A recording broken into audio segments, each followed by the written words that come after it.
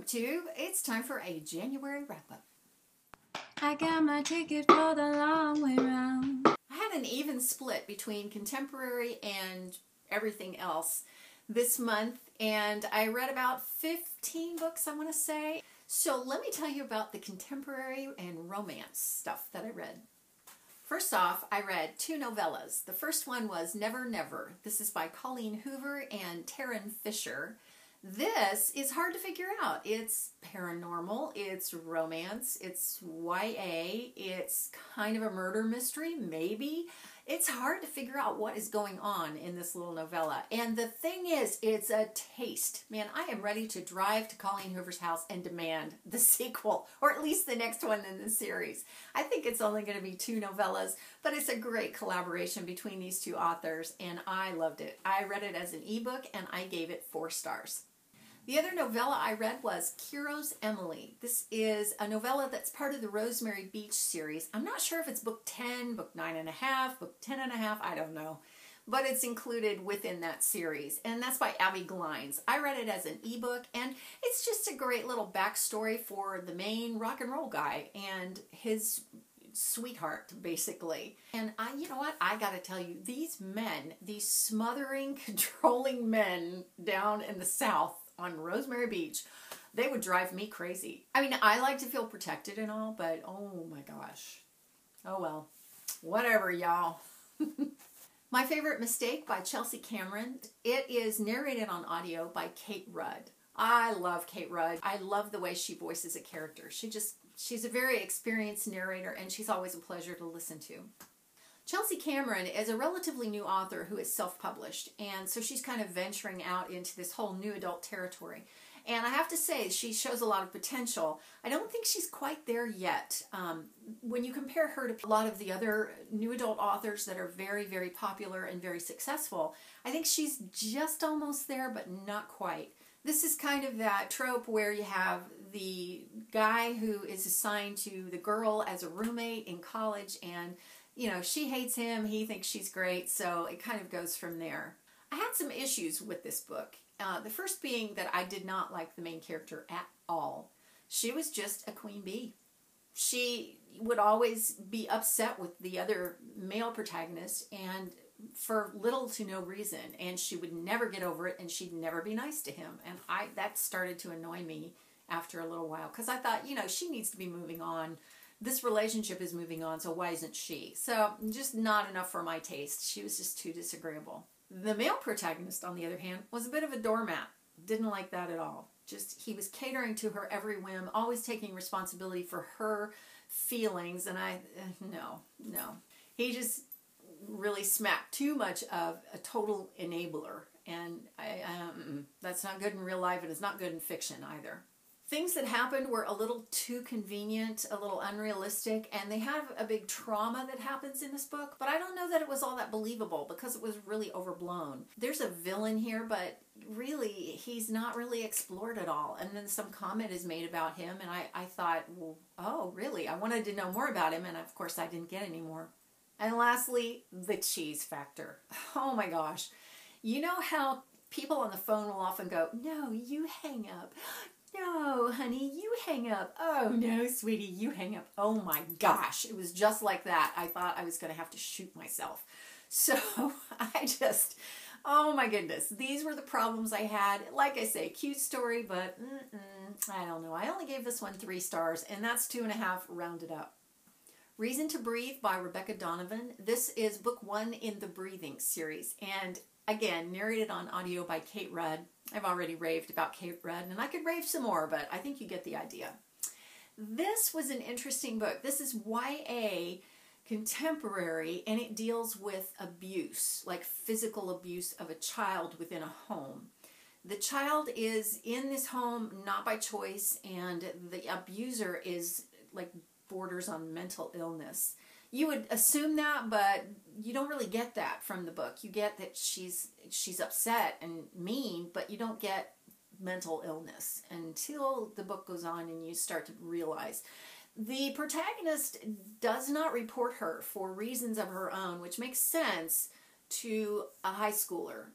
But I have to say, kids in high school are they have really good reasons for what they believe, but they're very short-sighted reasons. I have to say it was done really well. I found the characters and the plot to be very realistic.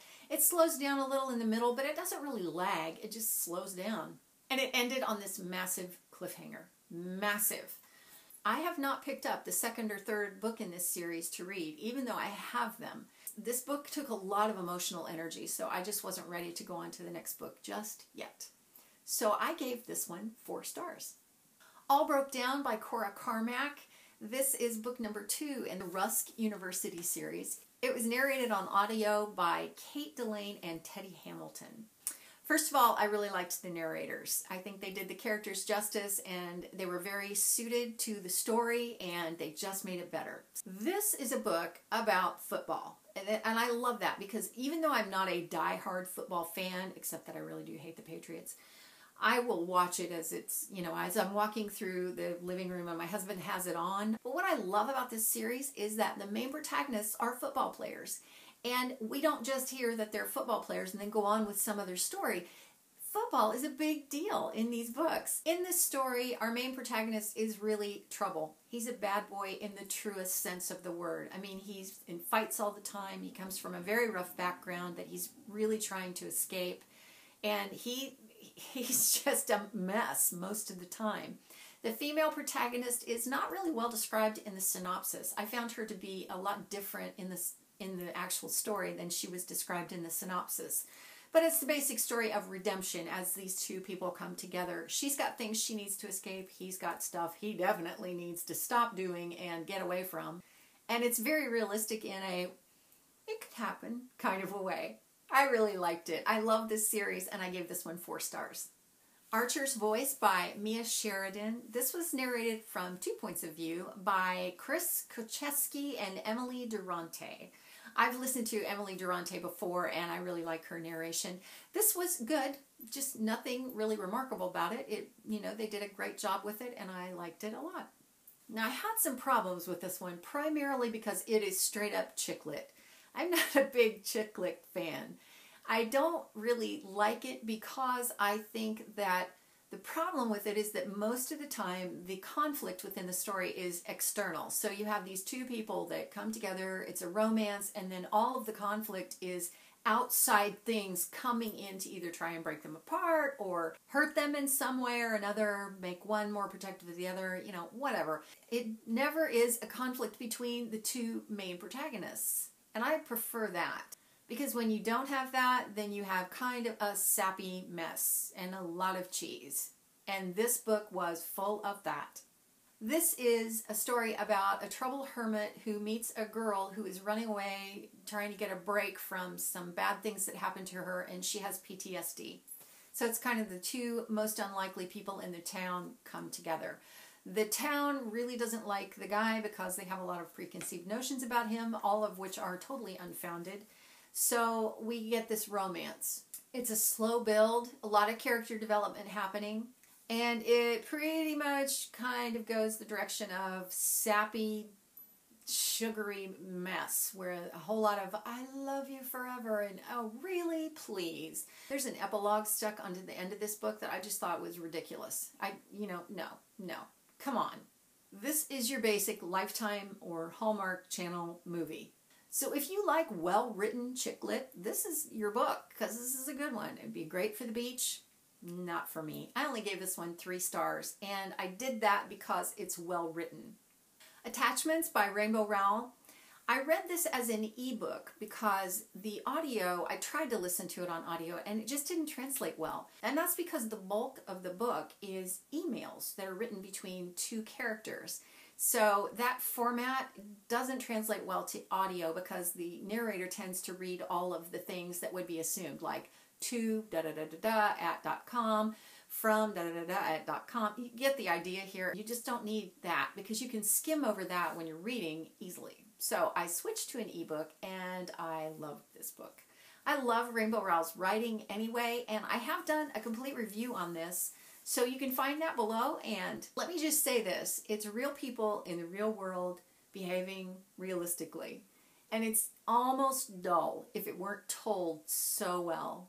Rainbow Rowell can write like nobody's business, and I thoroughly enjoyed it. I gave this one 4 stars. And lastly, Transcendence by Shay Savage. I happened to offhandedly pick this up on my iPad, and I ended up staying up all night to read it.